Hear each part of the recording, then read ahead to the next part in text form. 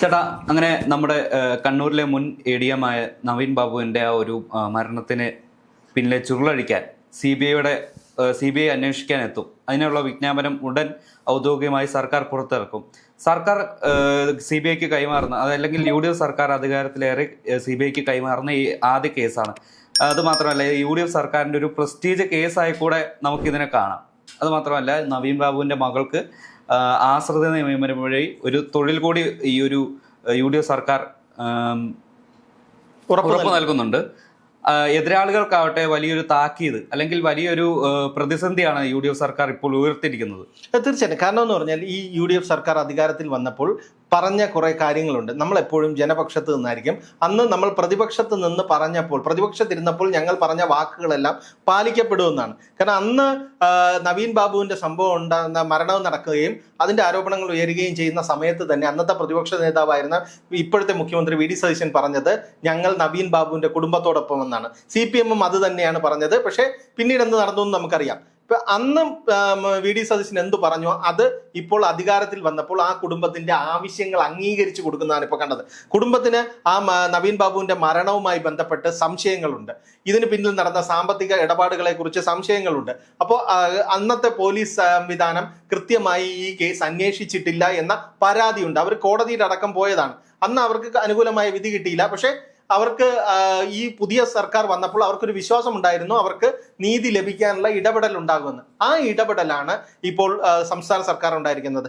റാന്നി എന്ന MLA ആയിരുന്ന പഴകുളം മധുവിനൊപ്പമാണ് നവീൻ ബാബുവിന്റെ കുടുംബം നിയമസഭയിൽ വെച്ച് മുഖ്യമന്ത്രിയെ കണ്ടത്. അന്ന് തന്നെ മുഖ്യമന്ത്രി ഉറപ്പ് കൊടുത്തതാണ് ഈ കേസ് CBI അന്വേഷണത്തിന് സർക്കാർ തീരുമാനമെടുക്കുമെന്ന്.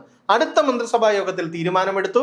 ദിവസങ്ങൾക്കുള്ളിൽ അതിന്റെ ഉത്തരവിറങ്ങി. അതോടൊപ്പം തന്നെ ആശ്രിത നിയമനത്തിലൂടെ മകൾ നിരഞ്ജനയ്ക്ക് ജോലി നൽകാൻ തീരുമാനിച്ചു. കാരണം ആശ്രിത നിയമനം വഴി ആ കുട്ടിക്ക് ലഭിക്കേണ്ട അർഹമായ പരിഗണന തന്നെയാണ്. പിന്നെ സർക്കാരിന്റെ രീതിയിൽ അതിനൊരല്പം വേഗത കൊടുക്കുന്നു എന്നുള്ളത് മാത്രമേ ഉള്ളൂ. കാരണം അച്ഛന്റെ ജോലിയാണ്, ആശ്രിത നിയമനം വഴി ലഭിക്കാനുള്ള എല്ലാ യോഗ്യതയും ആ കുട്ടിക്കുണ്ട്. അതിന് ഒരല്പം കൂടെ തീരുമാനം ഉണ്ടാക്കേണ്ട.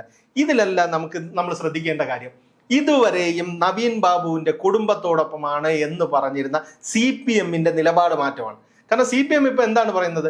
CPMനെ വേട്ടയാടാനുള്ള ശ്രമം MV ജയരാജനെ രാഷ്ട്രീയ പ്രേരിതം. അതെ. കാരണം ഈ നവീൻ ബാബുവിന്റെ മരണം ഉണ്ടായിരുന്ന സമയത്ത് അന്നത്തെ ജില്ലാ പഞ്ചായത്ത് പ്രസിഡന്റ് CPMന്റെ കണ്ണൂരിലെ പ്രധാന നേതാക്കളിൽ ഒരാളായ PP ദിവ്യയെ തള്ളിപ്പറഞ്ഞവരാണ് കണ്ണൂരിലെയും കേരളത്തിലെയും സംസ്ഥാനത്തെയും CPM നേതാക്കളെല്ലാം.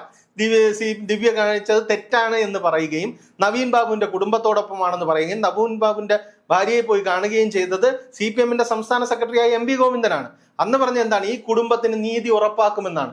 ഈ കുടുംബത്തിന് എന്നിട്ട് നീതി ഉറപ്പാക്കുന്ന എന്തെങ്കിലും ചെയ്തോ? ആ കുടുംബത്തിനെതിരെ കോടതിയിൽ പോവുകയാണ് CPM ചെയ്തത്. കാരണം അങ്ങനെ ഏത് കുടുംബം ഏതാണ്? കാടിമുടി CPM കുടുംബമായിരുന്നു. CPM രാഷ്ട്രീയവുമായി ബന്ധപ്പെട്ടും അതുമായി ചേർന്ന് നിൽക്കുന്ന ഒരു കുടുംബത്തോടാണ് ഈ നീതികേട് കാണിച്ചത്. ഈ നീതികേടിനെതിരെ അവർ പലവട്ടം മുഖ്യമന്ത്രിക്കും സർക്കാരിനെ സമീപിച്ചു, പാർട്ടിയോട് ആവശ്യപ്പെട്ടു. ഇതൊന്നും നടക്കാതെ വന്നപ്പോഴാണ് അവരുടെ സ്വന്തം നിലയിൽ ഭാര്യയും സഹോദരനും അടങ്ങുന്ന കുടുംബം സ്വന്തം നിലയിൽ നിയമ പോരാട്ടം നടത്തി. അപ്പൊ സംസ്ഥാന സർക്കാർ എന്താണ് പറഞ്ഞത്? കുടുംബത്തിന്റെ ആവശ്യങ്ങളെല്ലാം എല്ലാ കോടതിയിലും സർക്കാർ എതിർക്കുകയാണ് ചെയ്തത്. കൃത്യമായ അന്വേഷണം നടത്തുന്നുണ്ട്, പ്രത്യേക അന്വേഷണ സംഘത്തെ നിയോഗിച്ചിട്ടുണ്ട് എന്നെല്ലാമാണ് അന്നത്തെ LDF സർക്കാർ പറഞ്ഞുകൊണ്ടിരുന്നത്. അവിടെ നിന്നാണ് മാറ്റം. ഇപ്പൊ എന്താണ് ചെയ്യുന്നത്? ഇപ്പൊ രാഷ്ട്രീയ വേട്ടയാടലാണ്. CBI അന്വേഷണത്തിന് UDF സർക്കാർ എടുത്ത തീരുമാനം CPMനെ ലക്ഷ്യമിട്ട് നടത്തുന്ന നീക്കങ്ങളാണ് എന്നൊക്കെ പറയുന്ന ആരാണ്? CPMന്റെ സംസ്ഥാന സെക്രട്ടേറിയറ്റ് അംഗമായ MV ജയരാജനാണ്. അതുമാത്രമല്ല, പത്തനംതിട്ട CPMന്റെ കോടതിയിൽ, അതായത് CPMന്റെ കോടതിയിൽ അത് വിധി വന്നു. എന്താണെന്ന് വെച്ചാൽ PP ദിവ്യ തികച്ച നിരപരാധിയാണ്. നവീൻ ബാബുവിന്റെ മരണം ആത്മഹത്യയാണ്. അത് മാത്രമല്ല, ഈ PP ദിവ്യ ചെയ്തതെന്ന് പറഞ്ഞാൽ വിളിക്കാതെ ആ ചടങ്ങിലേക്ക് കയറി ചെന്നു എന്ന തെറ്റ് മാത്രമേ ചെയ്തിട്ടുള്ളൂ. വേറൊന്നും അവർ ചെയ്തിട്ടില്ല എന്നാണ് പത്തനംതിട്ട CPM ജില്ലാ സെക്രട്ടറി പറഞ്ഞത്. CPMന്റെ ആവശ്യം അതായിരുന്നു. കാരണം എന്ന് പറഞ്ഞാൽ PP ദിവ്യ അവിടെ വന്ന് നവീൻ ബാബുവിനെ അപമാനിച്ചു, അതുകൊണ്ട് നവീൻ ബാബു ആത്മഹത്യ ചെയ്തു. ഈ കേസിൽ ഏക തെറ്റുകാരി PP ദിവ്യ മാത്രമാണ്. അങ്ങനെ ഒരു നറേറ്റീവും ആ ഒരു രീതിയിൽ മാത്രം നിർത്താനാണ് CPM ശ്രമിച്ചത്. ഈ MV ജയരാജൻ ഇപ്പൊ പറയുന്നത് ഇത് വേട്ടയാടലാണ്. ആ കുടുംബം, അതായത് നവീൻ ബാബുവിന്റെ കുടുംബം ഉന്നയിച്ച ഒരു ആവശ്യത്തെ അനുകൂലമായ തീരുമാനം എടുത്തത് വേട്ടയാടൽ എന്ന് പറയുന്ന ഈ MV ജയരാജനാണ്. അന്ന് കണ്ണൂർ ജില്ലാ സെക്രട്ടറി ആയിരിക്കാൻ നവീൻ ബാബുവിന്റെ മൃതദേഹത്തെ അനുഗമിച്ച് പത്തനംതിട്ട വീട്ടിലെത്തുകയും അവിടെ സംസ്കാര ചടങ്ങിലെല്ലാം പങ്കെടുക്കുകയും കുടുംബത്തെ അനുനയിപ്പിക്കുകയും വിഷമിക്കരുതെന്ന് പറയും, ഞങ്ങൾ നിങ്ങളോടൊപ്പം ഉണ്ടെന്നൊക്കെ പറഞ്ഞ MV ജയരാജനാണ് ആ കുടുംബത്തിന്റെ ആവശ്യം അംഗീകരിച്ചത് രാഷ്ട്രീയ വേട്ടയാടൽ എന്ന് പറയുന്നത്. ഇതാണ് രാഷ്ട്രീയ നെറികടന്നല്ലാതെ പിന്നെ എന്താണ് ഇതിന് പറയുക? ഇരട്ടത്താപ്പ്. അതെ, കൃത്യമായി ഇരട്ടത്താപ്പല്ലേ. കാരണം എന്ന് പറഞ്ഞാൽ CPM ഇപ്പോഴും ആഗ്രഹിക്കുന്നത് PP ദിവ്യയിൽ മാത്രം ഈ കേസ് നിൽക്കുക, ഇതിന് പിന്നിലേക്ക് പോകും. കാരണം അന്ന് ഈ ഒരു പെട്രോൾ പമ്പ് തുടങ്ങുന്നതുമായി ബന്ധപ്പെട്ട വിഷയങ്ങളാണ് ഇതിലെല്ലാത്തിന്റെ ആധാരം. ഇതാരാണ് ഈ പെട്രോൾ പമ്പ് തുടങ്ങാൻ വന്നത്? ഇതിനെല്ലാം അപേക്ഷ കൊടുത്തത് പ്രശാന്ത് എന്ന് പറയുന്ന ഒരാളാണ്. അയാൾ CPMന്റെ ഒരു പരിയാരം മെഡിക്കൽ കോളേജിലെ CPM നിയന്ത്രണത്തിലുള്ള പരിയാരം മെഡിക്കൽ കോളേജിലെ ഒരു ഇലക്ട്രീഷ്യൻ മാത്രമാണ്. അയാൾക്ക് ഇങ്ങനെയാണ് ഈ കോടികൾ മുടക്കി ഒരു പെട്രോൾ പമ്പ് തുടങ്ങാനുള്ള സാമ്പത്തിക സ്രോതസ്സുണ്ടോ? ഇതിന്റെ മറ്റാരുടെയെങ്കിലും ബിനാമിയാണോ? ഈ PP ദിവ്യയ്ക്ക് ഇവിടെ വന്ന് ഈ നവീൻ ബാബുവിനെ അപമാനിക്കാൻ എവിടെ നിന്നെങ്കിലും ഏതെങ്കിലും ഉന്നത നേതൃത്വത്തിൽ നിന്ന് നിർദ്ദേശം ലഭിച്ചിട്ടുണ്ടോ?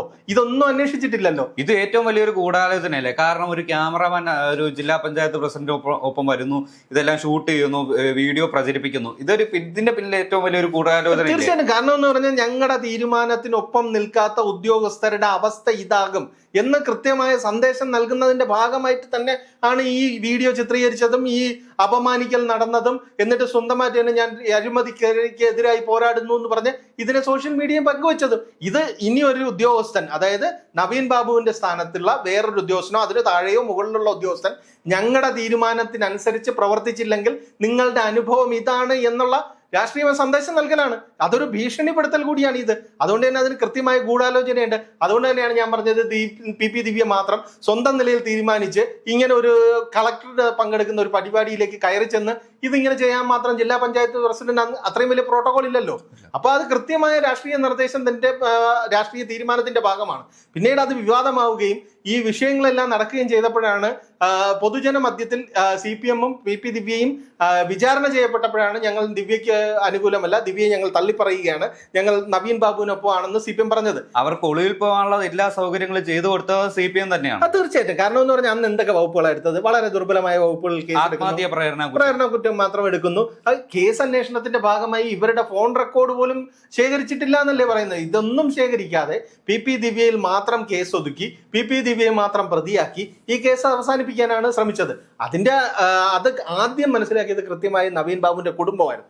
അതുകൊണ്ടാണ് നവീൻ ബാബുവിന്റെ കുടുംബം ആദ്യം മുതൽ ഈ വിഷയത്തിൽ രൂക്ഷമായാണ് സർക്കാരിനെയും CPM-നെയും വിമർശിച്ച് രംഗത്തെത്തിയത്. ഞങ്ങൾക്കൊപ്പമുണ്ട് എന്ന് ഞങ്ങൾക്ക് വിശ്വാസം ഉണ്ടാകുന്ന ഒരു നടപടിയും ഉണ്ടാകില്ല എന്ന് അവർ തുറന്നു പറഞ്ഞ അതുകൊണ്ടാണ്. അവരുടെ ഒരു നിഷേധാർത്ഥ്യത്തോടെയുള്ള അവരുടെ പ്രവർത്തനം തന്നെയാണ് ഈ കേസ് ഇതുവരെ എത്തിയത്. അവരെ കേൾക്കാനും അവർക്കൊപ്പം നിൽക്കാനും ഒരു സർക്കാർ ഉണ്ടായി. അതാണ് കേരളത്തിൽ വന്ന മാറ്റം. ആ മാറ്റമാണ് ഈ CBI അന്വേഷണത്തിന്റെ ഉത്തരവിറങ്ങിയത്.